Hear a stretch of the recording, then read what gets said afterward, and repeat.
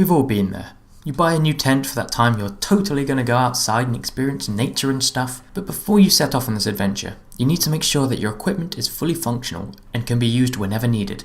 Of course you need a dry, safe run, so the only sane option is to test it indoors. But alas, after sealing myself in, I realised the zip was broken and now I can't get out. After being freed some time later, I was left with two existential questions. Would I rather fight 100 duck-sized horses or one horse-sized duck? And if I were to ever be in the position again, what would be the best game to play? So here I am to explore the Descartesian cogito ergo sum, which roughly translates to what is the best game to play when you've trapped yourself in a tent after testing it indoors.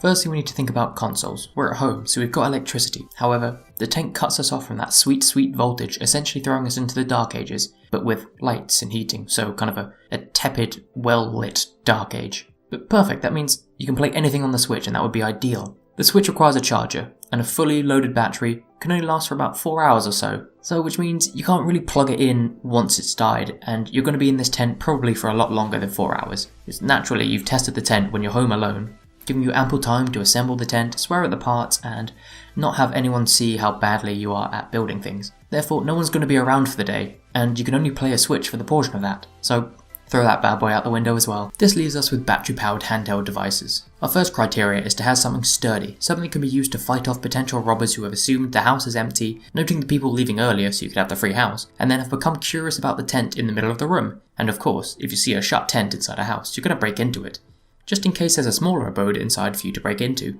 This leaves us with the older Game Boy systems like Game Boy, Game Boy Color, and Game Boy Advance. Those bricks can also be used as a rather uncomfortable pillow, the foundation block for the new house you'll build inside this tent, as this is your world now, and a weight so you can maintain a level of fitness whilst trapped inside the tent. Secondly, we must consider the battery issue. Something that requires AA batteries is a must, as we'd be using multiple items that contain AA batteries whilst camping anyway. So whilst testing the tent with all our equipment inside, we'd have access to many AA batteries in torches, GPS systems, electric can openers, a Roomba, that Tickle Me Elmo doll we don't need to talk about anymore, and many others. This provides us with a huge amount of replacement batteries, giving us ample gaming time. So let's try and pick a game since we've narrowed down the device to play it on.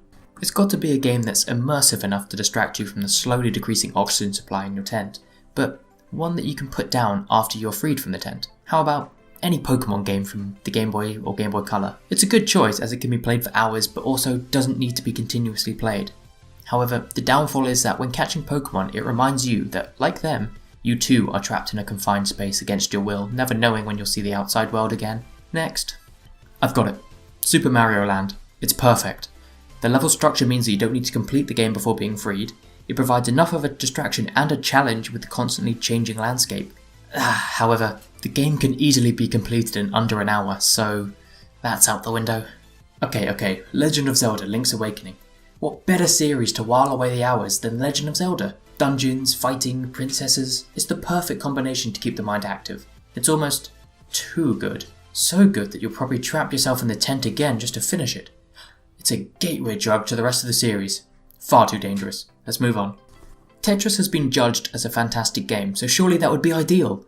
But that poor judgment could be fatal in this situation, as you'd be bored by Tetris within the hour and driven crazy by the Tetris effect and other weird things people claim Tetris has done. Seriously, look up why Tetris is bad, or just watch the 8-Bit Debater's What is the best puzzle game of all time. What, I may be trapped in a tent but I can still plug? Man, all this thinking about games is making me hungry. Wait, if I'm trapped in a tent, how am I going to eat? I didn't bring any food. My only option is to hunt the food myself. If only I'd been taught to fish instead of just being given my fish. Then I could feed myself for a lifetime. Wait, that's it. So the obvious choice for what is the best game to play when you've trapped yourself in a tent after testing it indoors is Super Black Bass Advance, or American Bass Challenge for our American friends. Its practice mode will teach you how to fish, and since practice makes perfect, in order to survive, you'll need to spend a few hours on that. Then the quick fish mode will provide your daily meals in a hurry, whilst the tournament mode will hone your location picking skills in order to maximise the catch. By the time you're freed, you'll have had a high protein diet, meaning you'll leave the tent totally ripped.